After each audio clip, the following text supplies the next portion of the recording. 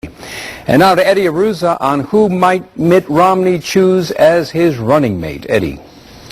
Phil, Mitt Romney may be coming under fire for some recent missteps, but he's doing a very good job keeping any running mate decision top secret. The feverish speculation is that an announcement could be coming any day, perhaps any minute now, and Governor Romney is under a lot of pressure from different factions of the Republican Party. Today, the Wall Street Journal joined a growing conservative call for Romney to choose Wisconsin Congressman Paul Ryan. But former Minnesota Governor Tim Pawlenty seems to be gaining momentum in some circles, while still others seem to think that Ohio Senator Rob Portman is or should be at the top of Governor Romney's list.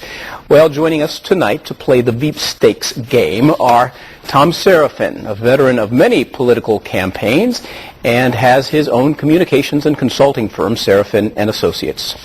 William Howell, a professor of political science at the University of Chicago, and John McGovern, a Republican political consultant who spent 8 years as a top aide to former Speaker of the House Dennis Hastert, and he is also a former executive director of the Illinois Republican Party. Welcome to Chicago tonight, all of you. Thank you. Well, this is the point of the presidential campaign that most resembles the Oscars, in that everyone seems to have thoughts about who should win, but also thoughts on who will win. John McGovern, do you have some thoughts on who will win the prized running mate spot with Mitt Romney? Well, I'd change the analogy a little bit. I'd say it's a game of hide and seek. I think the Romney campaign is doing everything it can to keep the decision secret. I think you and your colleagues and a lot of the Washington establishment is doing everything they can to try to ferret out who those choices may be. And I think you'll see a lot of people's schedules watched closely. Hotel ballrooms will be watched closely. Backs of kitchens and other things. So I think it's one of those games that goes on. Do you have personal ideas of who might be chosen? You know, I think anytime you make a guess without being informed by the candidate himself, you're probably setting yourself up to be wrong. Certainly, we've heard a lot about the three names you've mentioned, but I think there's other people out there, and I wouldn't put it past Governor Romney to make a surprise choice as well in order to keep people looking one way and then coming back and going another. William, how about you? Do you have some thoughts on who might the governor pick? Well, I agree with this point. I mean, this is all about building the story. Romney wants it to be a big event when he finally names who his running mate is going to be. I think he would do well to pick somebody who's going to advance the story that he wants to tell, which is all about providing a new direction in the economy and building the argument that he's the person and he offers the team to do as much. And it's by reference to that story that we ought to be thinking about the contributions that different candidates make. And in that sense, Paul Ryan, if I could just add, is quite good. Finally, I got a name out of one of you. Thom Serafin, do you have a name that you think might be the one that's chosen? Well, it's all about Governor Romney, and it's all about how he makes his selection and whether or not he makes the right selection. He's going to go conservative. He's going to go safe. 72% of those that have been selected win their own state. Ohio is very important. Senator Portman from Ohio, if he delivered Ohio, he'd probably be elected the next president of the United States.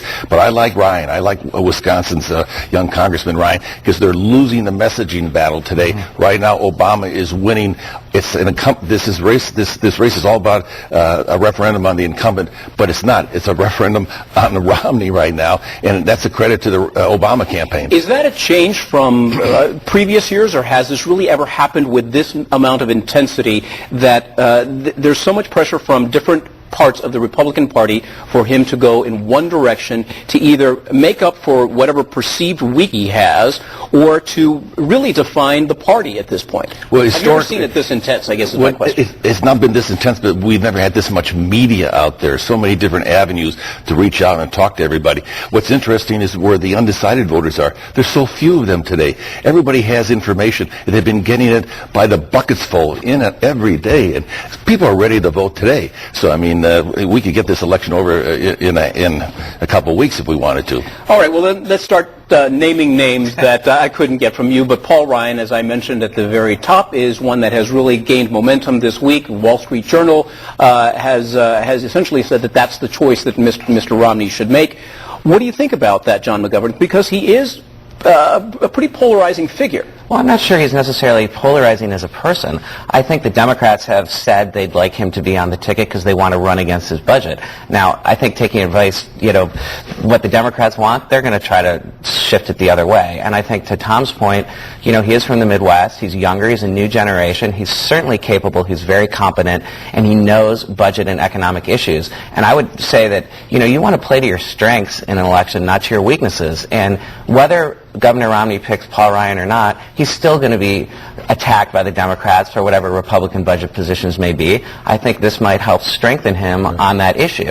It also, if I could jump in here, it drives home the point. It's making more emphatically the argument that this election is all about the economy. Period. And it's going to be all about whether or not Romney can drive that message home, and Ryan helps in this regard. There are other arguments out there that what he needs to do is pick somebody from a swing state or shore up the evangelical base. Those are secondary considerations. This is really about, can he effectively make the argument? If it's about the economy, nobody since World War II has won re-election with more than 7% unemployment. So if it's about what's going on out there, Romney has a good shot at pulling this thing off. Right now, he can't get any kind of legs on him on that issue because it's always about him and his incompetence in campaigning. So right now, Ryan changes that and makes it all about the economy. Is that the big question here, that he has to choose somebody that makes up for what he is lacking in terms of being definite on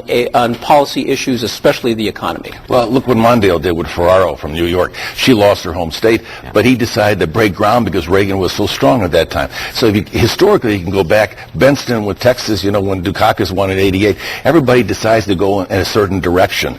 Jack Kemp from the Republican Party lost his New York. And there are a lot of vice presidents that were selected to help, make this ticket stronger. And that's what you do strategically. Just last week we were hearing headlines that there were some in the Republican Party that feared that Mr. Romney would go with a, quote, boring choice. Among those named are Senator Rob Portman of Ohio and or Tim Pawlenty, the former governor of Minnesota. What do you think about that term, a boring choice, and how would those be boring choices? Well, I think that's an unfair characteristic. I mean, I worked with Mr. Portman when I was working in the House. He's not a boring person, but, I think the important thing is if you look back over history, a lot of pundits will say that a vice presidential choice can only hurt you. Most of the time you just hope it's safe and helps you along. And at the end of the day, this choice is going to be, there's going to be a big media explosion about it, there's going to be a lot of excitement, but after a few days, maybe a week, after the convention, it's going to be back to Romney versus Obama. Well, so I think you want a choice that's not going to hurt you. Rob Portman comes with, I guess, two benefits if you want to see it that way for Mr. Romney. He is an Ohio senator, which means that he could increase his poll numbers in Ohio and win that state, which would be crucial.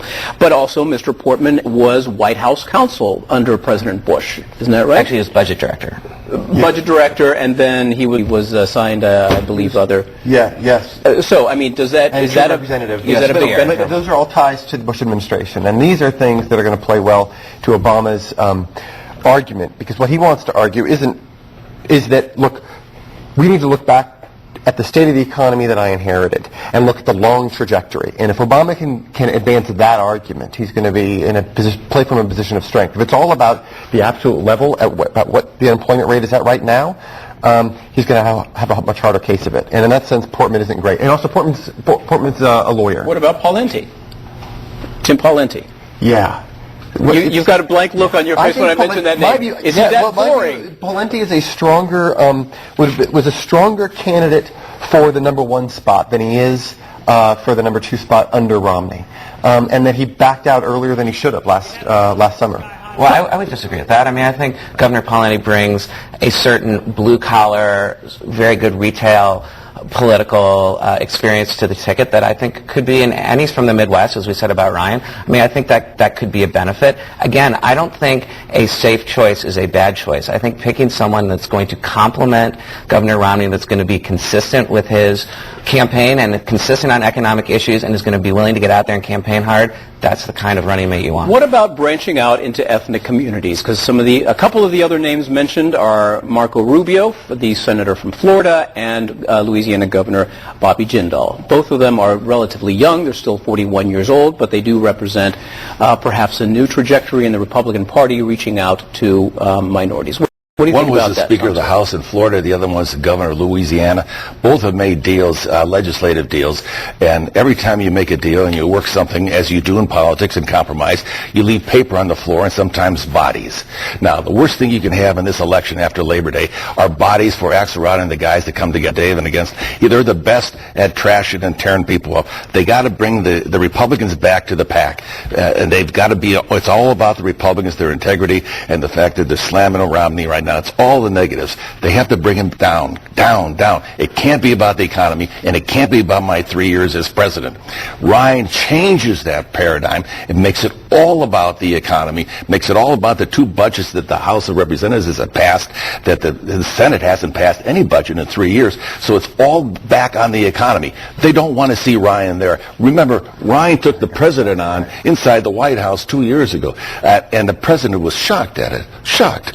Ultimately, it gets a lot of attention around the time that the running mate is announced, just like we're giving it attention there. But in the long run, does it really make a difference? Well, historically, if you take a look at the numbers since 1920, 70%, 72% of those people that have gone on and won their particular states, have gone on successfully as vice president. So it does work if you do it right. But the man at the top, the president, is really going to carry this one. The thing that's key here is less. The argument for Ryan is not that he's going to give the point or two to turn Wisconsin. It's that he's going to accentuate the issue of the economy, and that's what he's known for. I mean, he's chairman of the Budget Committee. Actually, he does bring Wisconsin in play. There's an idea with what Governor Walker has done in the last couple of years that Wisconsin may be in play. With Ryan, all of a sudden, it makes that perception stronger that it is in play. Was a lot learned with the selection of Sarah Palin 4 years ago in the Republican Party, or just in selecting a... Let me get John McGovern. Well, I think it was a different situation. I mean, that was a situation where Senator McCain needed to do something to shake up the race. We don't have that right now. This is a very static race with two candidates running very close to each other. Senator McCain, as we know from the book, The Game Changer, it was high risk, high reward. And I was at the convention in Minneapolis when she was chosen. At the moment in time that it was made, it was unbelievable. It did exactly what they needed to do, which was shake up that race. And it re-energized everyone. But ultimately, it proved the downfall for that race. I don't think that's necessarily so. And again, I don't think, getting back to Tom's point, I don't think anybody really votes for a vice presidential candidate. They vote for a presidential candidate. And I think that's the key to this, is this is the first public And you don't think that Sarah Palin, when you say that they vote for a presidential candidate, not a vice presidential candidate, you don't think that Sarah Palin impacted that race? I think Money did. $750 million versus $88 million. That was over. Game, ball, done, boom. When President Obama, then candidate Obama, was change his attitude and not take public funding, he ended up with $800 million. It was over with. The fundamentals are in play here, right? Yeah. So the economy was in the tank. You had two unpopular wars. You had Bush's approval ratings in the high 20s. Those were the key things. And so Sarah Palin, she was a lightning rod, certainly, in that campaign. Well, speaking of women, there are some women whose names have been tossed out that could be on Governor Romney's list. South Carolina Governor Nikki Haley, New Mexico Governor Susana Martinez, and former eBay CEO Meg Whitman. Are any of those, do you think, a possible choice? No. Moving on. Meg Whitman just brings danger to the table. Too much risk there. Is there any woman that you think might be under consideration? Well, another candidate that was out there was Senator Kelly Ayotte, who's from New Hampshire. But again, she's a freshman, she's new, and she's from the same region that Governor Romney is, so I think that's highly unlikely. But she's the strongest of all the women that have been mentioned tonight. Right. And of course, what we're not mentioning, or I guess we should mention, is that there could be a so-called dark horse and that will just come out of nowhere, perhaps like Sarah Palin did. Any names that you can think of off the top of your head? Governor Christie. He's still in there. Do you think that he's still in the running? He's still on the bench. I mean, they could pull him off the bench immediately, and he's ready to go. The one thing that the governor doesn't have around him, he's a CEO. He runs this race from the top down. He doesn't have an attack dog, somebody that can struggle and get out there and hit a couple. A Joe Biden, maybe? Right. A Christie-Biden debate would be worth the money. Absolutely worth the money. It would, but it's not his fight, right? He's got to carry the Romney banner, and it's hard to see Christie doing that. And when do you think that we're going to hear who his choice is? maybe as early as Saturday morning. You know, Do you have any inside information no, that the professor and John are closer to the whole John. show. I mean, I think it could be that soon. I think it could be this weekend at the earliest. And do you have some inside information? I wish I did. And if I did, I probably wouldn't be sharing it here. But I'm sorry, I don't. You could break news here tonight and help us out. All right, thank you all very much for being here tonight. My thanks to Thom Serafin, William Howe, and John McGovern. And you can visit our website to learn more about the Republicans we just discussed and view a slideshow of pictures. Now, Phil, back to you. Thanks, Eddie. Still to come on Chicago tonight, what the city is doing to stop the spread of West Nile virus, a conversation with groundbreaking journalist Karen